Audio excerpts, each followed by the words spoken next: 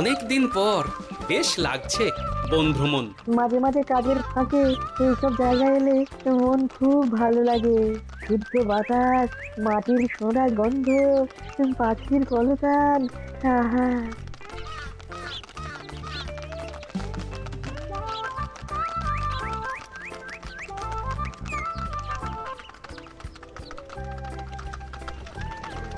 মহারাজের রথ থামছে। আমরা এইখানে বসে আজ রাজকার্য পরিচালনা করব। মন্ত্রী, তুমি ঝটপট এখানে বসার বন্দোবস্ত করে দাও। আমি এক্ষুনি ব্যবস্থা করে দিচ্ছি মহারাজ। এই এখানেই আমাদের বসার জন্য ছাউনি করে দাও। এক্ষুনি করে দিচ্ছি মন্ত্রী মশাই। এরা বসার জায়গাটা করে দিক, ততক্ষণ আমরা একটু হেঁটে আসি।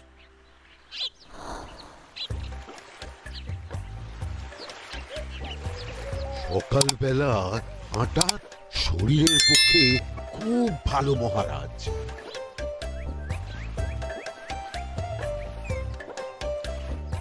আগেকার দিনে রাজা মহারাজরা এই সব বনে মৃগয়া করতে আসতেন। মৃগয়া একদম ভালো নয় মন্ত্রী। তুমি জঙ্গলে আসছো অন্য প্রাণীদের মারতে। কেন মারবে? ওরা তো তোমার কোনো ক্ষতি করেনি। না, তা করেনি, কিন্তু তখন ওটা রাজা মহারাজাদের খেলা ছিল। শুনেছি আপনার প্রপিতামহ খুব ভালো বাঘ শিকার করতেন, অনেক বাঘ মেরেছেন। মন্ত্রী, তুমি একটা কথা হয়তো জানো না। আমার প্রপিতামহ শিকার করতেন, কিন্তু কোনো স্বাভাবিক জানোয়ারকে নয়, যে বাঘ মানুষ খেকো হয়ে প্রজাদের ক্ষতি করত। আমার প্রপিতামহ সেই সমস্ত বাঘদেরই মারতেন। এছাড়া উনি অন্য প্রাণী সংরক্ষণ করতে বড়ই ভালোবাসতেন।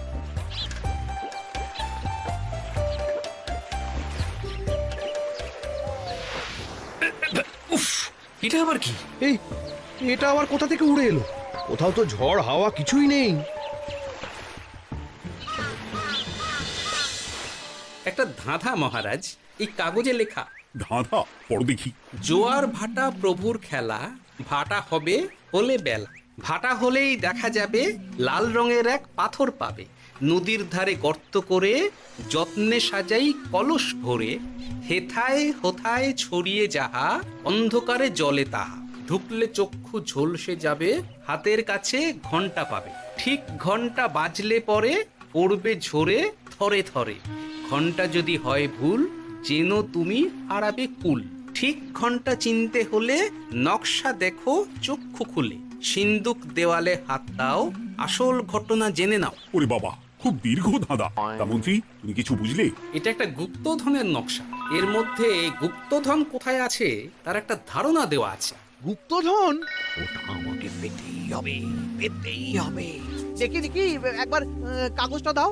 গোপাল, কাগজটাকে আমার হাতে দাও, দেখি ভালো করে। এখন নদীতে জোয়ার চলছে গোপাল। একটু পরেই ভাটা শুরু হবে। হ্যাঁ, ভাটা না হলে কিচ্ছু বোঝা যাবে না। এখানে স্পষ্ট লেখা আছে, ভাটা হলেই দেখা যাবে লাল রঙের এক পাথর পাবে। তার মানে আমাদের ভাটা হওয়া পর্যন্ত অপেক্ষা করতে হবে। না, সময় নষ্ট না করে ধাঁধাটার সমাধান করতে শুরু করি। ভাটা হলে একটা লাল রঙের পাথর দেখা যাবে, এই পর্যন্ত পরিষ্কার আছে। বুঝতে হবে ওর পর থেকে।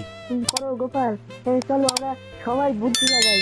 নদীর ধারে গর্ত করে যত্নে সাজাই কলস ভরে, এটার অর্থ ধাঁধাটা মাথায় বসিয়ে নিয়েছি, এবার কে কি বলবে সেটা শুনতে হবে। চলো গোপাল, আমরা ধাঁধা যেমন যেমন বলেছি তেমন তেমন ভাবেই চলি। চলুন মহারাজ, এখন আমাদের দেখতে হবে লাল পাথর। কোথায় আছে লাল পাথর?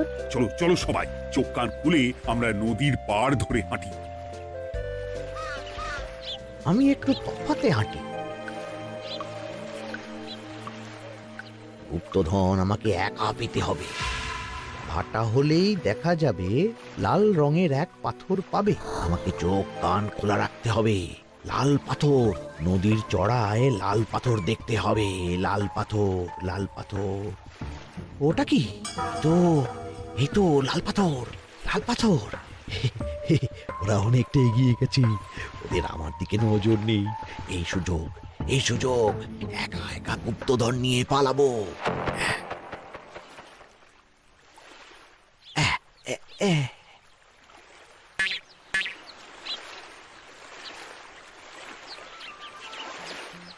কি কি গো, আমরা তো হেঁটেই চলেছি, লাল পাথর তো কই দেখতে পাচ্ছি না। আরেকটু হাঁটতে হবে মহারাজ, গুপ্তধন বলে কথা, ও কি আর সহজে ধরা দেয়? সেটা অবশ্য সঠিক কথা। আচ্ছা, আমরা সবাই তো আসছি হেঁটে হেঁটে, মন্ত্রী মশাই গেলেন কোথায়? ও কি যে ঘটে। সত্যি তো, মন্ত্রী কোথায়? ও সেনাপতি, মন্ত্রীকে দেখেছো? কই না তো মহারাজ। তাহলে কোথায় গেলেন মন্ত্রীমশাই? এই জঙ্গলে বাঘ ভাল্লুক আছে, শেষে কিনা বাঘে নিল। হায় হায় হায়, মন্ত্রী গিন্নির কাছে আমি কি মুখ দেখাবো? হুম, বাঘ ভাল্লুকের পেটে যাবার লোক তো মন্ত্রী মশাই নন। ও গোপাল, কি ভাবছো? কিছু তো একটা বলো। এখন আমাদের মন্ত্রী মশাইকেই খুঁজতে হবে। তবে মন্ত্রী মশাই বাঘ ভাল্লুকের পেটে যায়নি। তুমি নিশ্চিত হচ্ছ কি করে? অত পেঁচালো মানুষকে বাঘ ভাল্লুক গন্ধ শুকেই ছেড়ে দেবে, হজম করতে পারবে না। না না না, এখন রসিকতা করার সময় নয়, আমাদের মন্ত্রীকে খুঁজে বার করতেই হবে। কোথায় গেল মন্ত্রী? চলো চলো, গুপ্তধন মাথায় থাক, চলো মন্ত্রীকে খুঁজি। আহ, মন্ত্রী কোথায় গেল কে জানে। একবার পুরো ধাঁধাটা ঝালিয়ে নি। ভাটা হলেই দেখা যাবে লাল রঙের এক পাথর পাবে। ভাটা হয়েছে, লাল রঙের পাথরের মাথায় চাপ দিয়ে গুহার মুখও খুলেছি। এবার এবার নদীর ধারে গর্ত করে যত্নে সাজাই কলস ভরে। এটাই তো ঠিক বুঝতে পারছি না।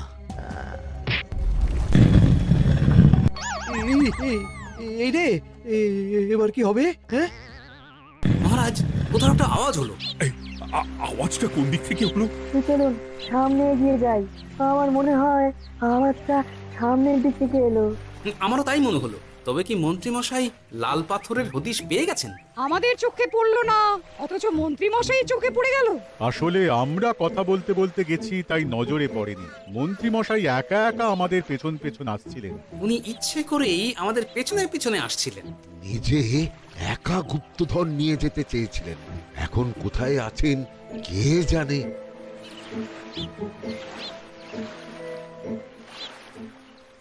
এই অন্ধকারে কিছু দেখতে পাচ্ছি না তো। দাঁতাতে কি ছিল? হ্যাঁ, কি ছিল? হেথায় হোথায় ছড়িয়ে যাহা, অন্ধকারে জলে তাহা, ঢুকলে চক্ষু ঝলসে যাবে, হাতের কাছে ঘন্টা পাবে। পেয়েছি পেয়েছি, ঘন্টা ঘন্টা ঘন্টাটা পেতে হবে। ঘন্টাটা ঘন্টাটা ঘন্টা।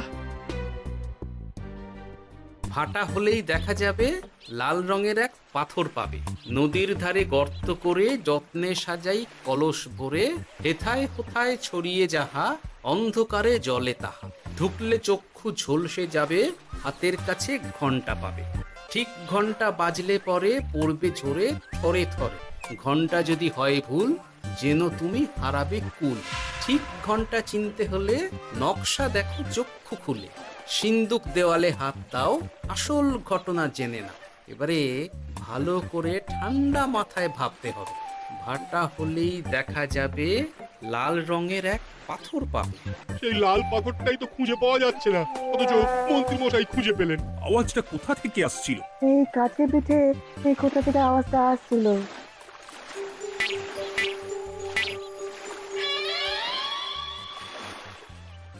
এই তো, এটাই মনে হয় সেই লাল পাথর। একটু নাড়িয়ে চাড়িয়ে দেখি তো কিছু হয় কিনা।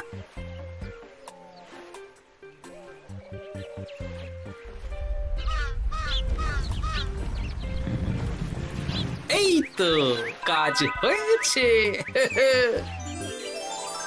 এই তো সুড়ঙ্গ। আপনারা নিচে নামুন। আপনারা কি দেখছেন সেটা বলবেন মহারাজ। সবাই যদি নেমে যাই, যদি কোনো কারণে সুড়ঙ্গের মুখ বন্ধ হয়ে যায়, তাহলে আর আমরা বাইরে বেরোতে পারবো না মহারাজ। গোপাল ঠিকই বলেছে, আমরা দুজন বাইরে থাকি। মহারাজ, আর একটা কথা, কোনো ঘন্টায় হাত দেবেন না, মনে আছে তো? ঘন্টা যদি হয় ভুল যেন তুমি হারাবে কুল। ওরে বাবা, এই বয়সে আর কুল হারাতে চাই না। ঠিক আছে, তোমার কথাই অক্ষরে অক্ষরে পালন করব। দেখি এই সুড়ঙ্গে মন্ত্রী মশাইকে দেখতে পাই কিনা। চলুন মহারাজ, সুড়ঙ্গে নামি। সবাই সাবধানে নামো।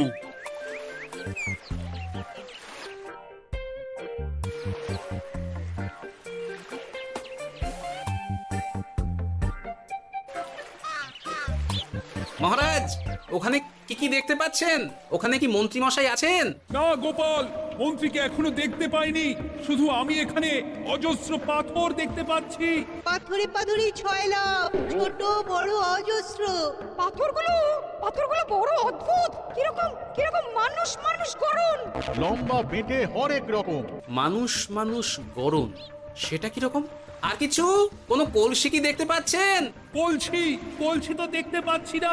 মহারাজ, কলসি থাকতেই হবে, কারণ ধাঁধায় লেখা আছে নদীর ধারে যত্ন করে যত্নে সাজাই কলস ভরে। গর্তটা আসলে হলো সুড়ঙ্গ, কিন্তু কলস। মহারাজ, মহারাজ, এইদিকে এইদিকে একটা কলসের মতো কি যেন আছে। এইদিকে আসুন, এদিকে এদিকে। হ্যাঁ গোপাল, দেখতে পেয়েছি। এবার আমি যেরকম যেরকম বলবো সেই রকম সেরকমই করবেন। আমি বিজ্ঞানীকে নদী থেকে জল তুলে পাঠিয়ে দিচ্ছি। পাত্র কোথায় পাবে? আমাদের জল খাবার যে পাত্র আছে সেটা আনতে লোক পাঠাচ্ছি। ঠিক আছে। শুধু একটা কথা বলছি, আপনারা কেউই সুড়ঙ্গের ভেতরে কোনো কিছুতে হাত দেবেন না। কেন গোপাল? সব পরে বলবো, এখন আমি যা বলছি সেটা শুধু মনে রাখুন। সুড়ঙ্গের ভেতরে কিছুতে হাত দেবেন না। ঠিক আছে। প্রহরী, তুমি যাও, যেখানে আমাদের বসবার আয়োজন করা হয়েছে সেখানে গিয়ে একটা জলের পাত্র নিয়ে নদী থেকে জল ভরে নিয়ে এসো। গোপাল, মন্ত্রীমশাই কোথায় গায়েব হয়ে গেলেন? কোথাও গায়েব হয়ে যাননি বিজ্ঞানী, কোথাও গায়েব হয়ে যাননি উনি। উনি ওই সুড়ঙ্গের ভেতরেই আছেন। কিন্তু কেউ তো ওনাকে দেখতে পাননি। সম্ভবত পাথর হয়ে আছে। এখন কিভাবে পাথর হয়েছেন সেটা তো আমি বলতে পারবো না। সবটাই স্বপ্নের মতো লাগছে। ঠিক যেন স্বপ্নের মতো লাগছে। এই জীবনে সুড়ঙ্গ দর্শন হয়ে গেল। আমাদের পাতাল প্রবেশ। পাতালে আসিয়া আমি মনে মনে বলি, গুপ্তধন নিয়ে আমরা যেন সৎ পথে চলি। তোমার এখনো কাব্য আসছে সভাকবি। আসছে মানে কাপের সাথে আছে রোমাঞ্চ, করছে গা শীত, হচ্ছি আমি অধীর। মহারাজ, জল দিয়ে বিজ্ঞানীকে পাঠাচ্ছি। কি করতে হবে বিজ্ঞানীকে সব বলে দিয়েছি। তুমি ভেতরে আসবে না? আসবো ঠিক সময়ে। এখন আমি যেমন যেমন বলবো আপনি ঠিক তেমন তেমন করবেন। ঠিক আছে। বিজ্ঞানী, যেমন যেমন বললাম ঠিক তেমন তেমন ভাবে কলসিকে জল দিয়ে পরিষ্কার করবে। মনে রেখো, ধাঁধায় আছে কলসি সাজাই যতন কর। তুমি একটা কথা মনে রেখো বিজ্ঞানী, কোথাও হাত দিও না কিন্তু। ঠিক আছে গোপাল, তোমার উপস্থিত বুদ্ধির তুলনা নেই। আমি যাচ্ছি গোপাল। সাবধানে সাবধানে। মহারাজ, বিজ্ঞানী যাচ্ছে। সাবধানে নামো, সাবধানে। মহারাজ, কলসিটা কোথায়? ওই তো, একটু সাবধানে যাও। বিজ্ঞানী, কলসির দেখা পেয়েছো? পেয়েছি পেয়েছি পেয়েছি। এবারে কলসিটাকে ভালো করে জল দিয়ে ধুয়ে দাও। কলসির আলোয় সুড়ঙ্গ আলোকিত গোপাল। এরপর কি? ভালো করে দেখুন মহারাজ, কোথাও ঘন্টা দেখতে পাচ্ছেন কিনা। ঘন্টা? একটা তো নয়, সার সার ঘন্টা, অনেকগুলো ঘন্টা। সাবধান, ঘন্টায় হাত দেবেন না, শুধু দেখুন।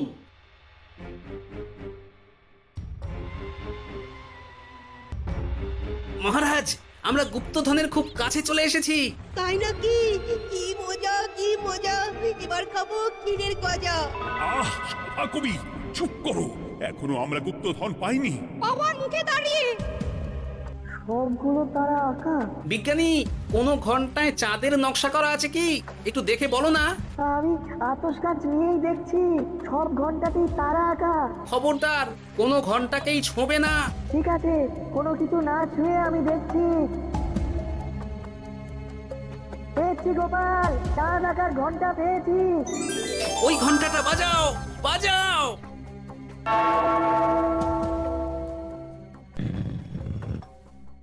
গুপ্তধন পেয়েছেন মহারাজ? বাঁচাও বাঁচাও বাঁচাও। বাঁচান মহারাজ, বাঁচান। বিজ্ঞানী, মন্ত্রীর গলা পাচ্ছ না? মহারাজ, আমি পাথর হয়ে আছি, আমাকে মানুষ করুন মহারাজ। তুমি তো মানুষই ছিলে, হঠাৎ করে পাথর হলি কেন? মহারাজ, গুপ্তধন পেয়েছেন? পেয়েছি, তার সাথে মন্ত্রীকেও পেয়েছি। মন্ত্রী এইখানে কোথাও পাথর হয়ে দাঁড়িয়ে আছে। দাঁড়ান মহারাজ, এবার আসছি। সাবধানে এসো। আমি ভেতরে যাচ্ছি বুঝলে। যদি কোনো কারণে দেখো পাথরটা গুহার মুখটা আটকে দিয়েছে, অমনি তোমাদের কাজ হলো পাথরটাকে ছুঁয়ে ফেলা, বুঝলে? ঠিক আছে গোপাল দাদা, আমার মনে হয় বিপদ আর কিছু ঘটবে না, তবুও সাবধানের তো মান নেই। ঠিক আছে, তুমি নিশ্চিন্তে ভেতরে যাও। বাঁচাও, আমাদের বাঁচাও, আমাদের সবাইকে মানুষ করুন। আমাকে মানুষ করুন মহারাজ। আপনাকে তো মানুষ করা হবে মন্ত্রী মশাই। আগে বলুন আপনি পাথর হলেন কি করে? ও মনে পড়েছে, ধারা শেষ লাইন, সিন্দুক দেওয়ালে হাত দাও, আসল খবর জেনে নাও। সত্যি গোপাল, তুই না থাকলে এই এত কিছু আমাদের সবার কাছে অজানাই থেকে যেত।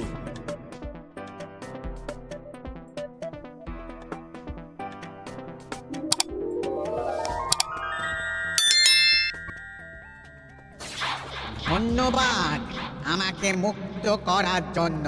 আপনি কে? আমি যক্ষ। আমাকে এই ধন সম্পত্তি পাহারা দেওয়ার জন্য এক ডাকাত দলের সর্দার যক্ষ করে রেখেছিল। আমি 100 বছর ধরে এইখানে যক্ষ হয়ে আছি। আমি তোমার জন্য মুক্ত হলাম গোপাল। এই সম্পত্তি তোমার গোপাল। সম্পত্তি নিয়ে আমি কি করব? আমি এই সব সম্পত্তি মহারাজকে দান করলাম, রাজ্যের অনেক কাজ হবে এতে। তুমি ধন্য গোপাল, তুমি ধন্য। এবার আমার যাবার সময় এসেছে, আমাকে যেতে হবে। যাবার আগে এই পাথরগুলোকে মানুষ করে যান। এরা সব লোভী।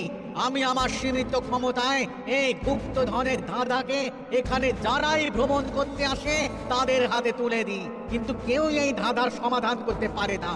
সবার মনে লোভ কাজ করে, এই লোভ এদেরকে পাথর করে রেখেছে।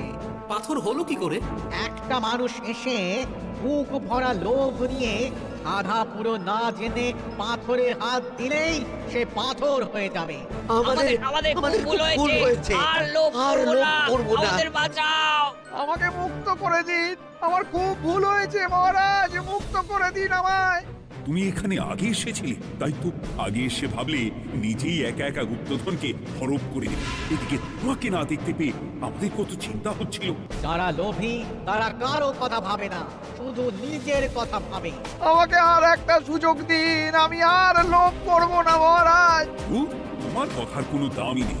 না মহারাজ, আমাকে আর একটা সুযোগ দিয়ে দেখুন, আমি আর লোভ করব না, আমাকে মানুষ করুন মহারাজ। আমাদের সবাইকে মানুষ করুন। দয়া করে মানুষ করুন। যক্ষরাজ, এদের আপনি ক্ষমা করে দিন।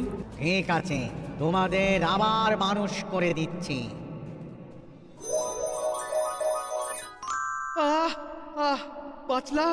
বাঁচলাম। এই রকম বারবার বাঁচা যাবে না, কিন্তু এবার সাপ ব্যাং যাই হবে না কেন ওইভাবেই থাকতে হবে, এই আমি বলে দিলাম। এবার আমার মুক্তি। মুক্তি নেবার আগে আরেকটা প্রশ্ন, যে ডাকাত সর্দার তার সম্পত্তিকে রাখার জন্য আপনাকে যক্ষ বানিয়েছিল, এই সম্পত্তি তো তাদের, আমরা তো নিতে পারি না। লোভ বড় খারাপ গোপাল, অতিরিক্ত লোভ মানুষকে পশু করে দেয়। ওই ডাকাত দল এই সম্পত্তির জন্য সবাই কাটাকাটি করে মরে গেছে, কেউ আর বেঁচে নেই। সুতরাং এই সম্পত্তিতে তোমার অধিকার আছে, এই সম্পত্তি তুমি গ্রহণ করো। নিলাম আমি, কিন্তু এই সম্পত্তি মহারাজকে আমি দান করলাম। ডাকাত দল জনগণের সম্পদকে লুটেই তো সম্পত্তি বানিয়েছে, তাই আমি জনগণের কাজে লাগবার জন্যই এই সম্পত্তি মহারাজকে দিলাম। গোপাল, তোমার জয় হোক। এবার তাহলে আমি যাই, তোমরা সবাই সুখে থেকো আর ভালো থেকো। গোপাল, তোমার তুলনা হয় না, তোমার ঋণ আমি কোনোদিন শোধ করতে পারবো না। তুমি কৃষ্ণনগরের জন্য যা করলে তা ইতিহাসে লেখা থাকবে। না মহারাজ, আমি এমন কিছু করিনি, এই কাজ সবাই করবে। জয় গোপালের জয়, জয় গোপালের জয়, জয় কৃষ্ণনগরের জয়। জয় কৃষ্ণনগরের